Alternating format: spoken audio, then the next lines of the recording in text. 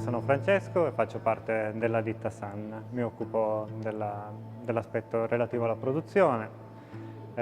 Sono ormai un artigiano di quinta generazione. Infatti già mio nonno, mio padre e il nonno di mio nonno si occupavano di coralli.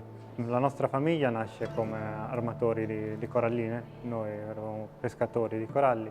Poi mio nonno negli anni 50 intraprese la lavorazione del corallo, poiché non riuscì a vendere una partita di corallo, lo lavorò lui stesso e da lì iniziò tutto come la nostra carriera di artigiani.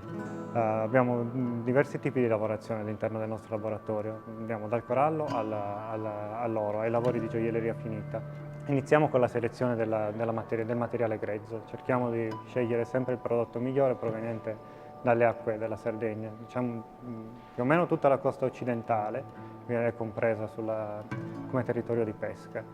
Una volta selezionato il grezzo sappiamo cosa possiamo fare e procediamo con il taglio. Il taglio, abbiamo diversi tipi di taglio, dopo il taglio sapremo cosa realizzeremo, che oggetto possiamo realizzare. Dopo il taglio abbiamo la sgrossatura, poi una stondatura finale che ci darà la forma finita dell'oggetto. Poi dopo la stondatura abbiamo la lucidatura, che è l'ultima fase, la fase proprio terminale della lavorazione. Per me essere artigiano è passione, rinuncia e sacrifici, tanti sacrifici. È un lavoro molto difficile e complesso, in quanto si combatte con un budget veramente risicato e si cerca di fare il meglio possibile. Purtroppo il prodotto artigianale non è un prodotto per tutti, è un prodotto che il pubblico deve conoscere e deve capire.